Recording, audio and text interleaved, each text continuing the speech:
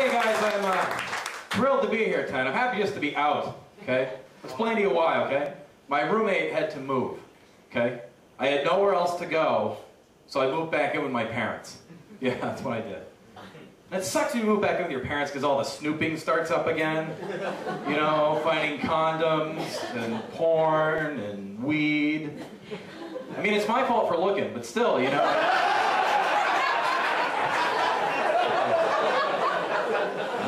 We're out of control.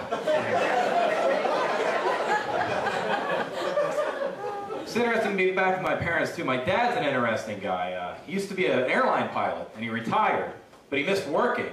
So he went back to work, took a part-time job as a school bus driver. Because apparently his passion in life is hauling around ungrateful people. That's just what he's into, you know?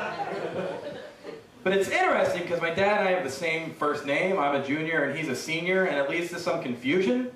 Like, I had to explain to my friends that I wasn't actually running for selectman in Northampton, New Hampshire. That my dad had to explain to his friends that he wasn't actually a douchebag. So, glad we got that all straightened out. From around here, I'm from New Hampshire originally. Anyone else from New Hampshire?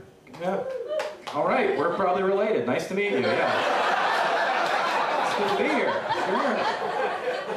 Not a lot of dangerous stuff goes on in New Hampshire. Like, it was a big shock for me when I lived in Boston. Like, in New Hampshire, the ambulance comes to someone's house. That's a big deal, you know? That doesn't go on a lot. In Boston, we didn't even call the ambulance. It just ran on a shuttle schedule. And it was great. And you get stabbed. No, go wait here. No, you take this one. You got a kid. Yeah, that's fine. Go. The one dangerous thing we did have in New Hampshire, like 2 years ago, it was when Hillary Clinton was running for president. No, that's not the scary part. She had this campaign headquarters, and this guy went into her campaign headquarters and held a bunch of people hostage. All right, he went in there armed with heavy liquor and road flares. Or, as we call that in New Hampshire, a gift basket. So, that big a deal. When I was 18, I left New Hampshire and moved down to Boston to go to school at a place called Emerson College. I don't know if anyone's familiar with it. Yeah, it's a very diverse school. All types of white people. And it was tricky for me, though, because my first day of classes ever was September 11th. That was my first day, you know? Can you imagine what goes through your mind? We lived in fear, we lived in dread, we had the terror alert level, terror watch, all 4 years, you know? But college kids today didn't go through it like my generation did, okay? They don't take it quite as seriously. Like 2 years ago, this girl from MIT goes to Logan Airport to meet her boyfriend with a circuit board wired around her chest. Thought, how unbelievable is that? A girl from MIT with a boyfriend? You gotta be shitting me. That's outrageous. What a world we live in, I tell you. I'm single myself. I've been single for a long time. I'm not single because I'm afraid to go up and talk to girls or anything like that. I'm single because I choose to save money. But I think the important thing about being single is I can make my own mind up, make up my mind about what I'm going to go do. Just pick a thing and do it. That's the end of it, you know? Last girl I was dating was horrible. You know, we'd have the same argument every time. Why do we have to go out? Why can't we stay in? I just want to stay here and talk and bond. And don't even think about any funny business, because it's not a good time down there. And then she'd say, look, asshole. I am so sick of this shit. Quit crying and get in the car. Yeah, I'll tie your shoes for you, don't worry about it. Yeah. That was an erectile dysfunction joke, for those of you following at home. Hopefully for me that's a ways off still. I'm still a pretty young guy. I'm only 26. Hopefully I don't have to worry about that anytime soon. But I was watching a TV show recently, and a guy, I guess, had a problem performing in that area. And his buddy said, what'd you do? And the guy said, well, I swear this has never happened before. Because that's the old joke. That's what guys are supposed to say. I swear this has never happened before. Really? Does that improve the situation, really? Pinning the blame back around on the girl? Is that going to help you out? Like, I can see if you became excited too early, be like, I swear this has never happened to me before. You're just so beautiful. Oh, thanks a lot. Great. If you don't go up, does that work? You're like, I swear this has never happened before. Usually 2 seconds, bing, right up. But I took one look at you, boom, like a dead flower. I don't know. It must be you, I think. I mean, frankly, I've never seen anything so objectionable. But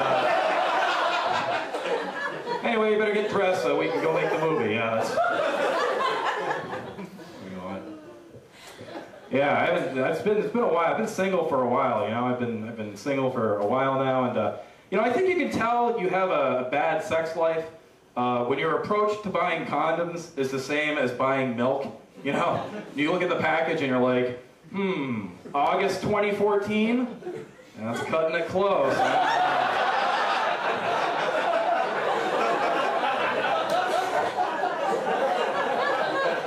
Maybe if I get a really hot girl to come be my roommate, I can sell the rest to her boyfriend.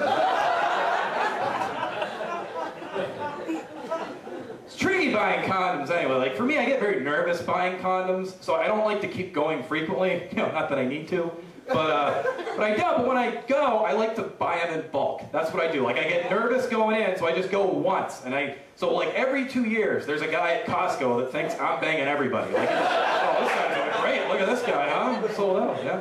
And it goes back to when I was in college. My first time I bought condoms, it's a very nerve-wracking thing anyway. Like, it's easy to get nervous about it. But the guy was such a dick when I was trying to get him. I go up with these condoms, and the guy at the cash register goes, "Ha! Having some sex?" Like, do you greet everyone like that? Yeah. Someone who's buying a Charmin toilet paper, "Oh, you gonna be having some chili?" "Oh, yeah. Having some sex." I was like, "No, sir, I'm a farmer, you see, and I'm all out of milk pans for my cows, so I thought I would drive into a college in the city and buy some fucking condoms." I think like most guys, when I have a condom, I keep it in my wallet. It's where you mostly keep it. That's where you store your condom. And this led to an interesting situation not too long ago when my sister's boyfriend was visiting my parents' house, and I was there, and he left behind his wallet. And he said, "Hey, do you mind driving it back into me next time you come to Boston?" "Yeah, sure, not a problem." But I thought I'd do the brotherly thing, my little sister, and check and make sure he had a condom in there, you know, do the brotherly thing.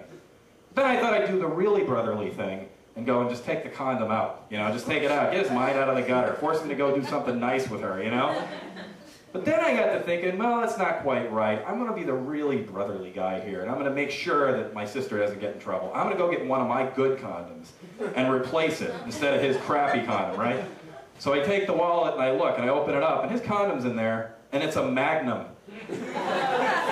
So instead I left a note that said, "Stop fucking my sister."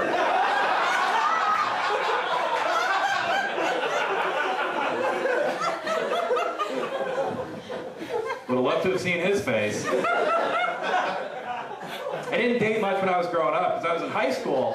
When I was only 16 years old, I was diagnosed with rheumatoid arthritis. Yeah, true story. So you see, I'm fine now, I've been in remission for a long time. But back then I was very sick.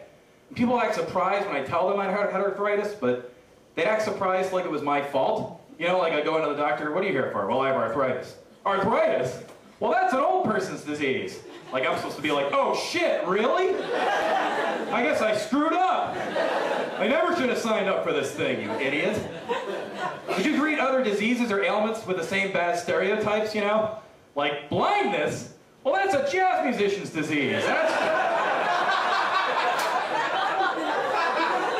Alcoholism? That's a leprechaun syndrome. Get out of here, sir. You're lying to me. I had to make some changes, though, back then when I got sick. Like, first time I got drunk, it was great. It was like 16, and then that was it. I couldn't drink anymore because I got sick. I don't drink still to this day. I don't drink at all. But I do have this one weird habit whenever I'm around a group of people that have been drinking, which is that I start to act drunk too, even though I've had nothing, you know, which always is that really awkward moment at the end of the party when the guy comes over and he's like, "Hey man, did you start drinking?" "No." "Then why'd you just pee on my television?" "Because there was a line at the computer."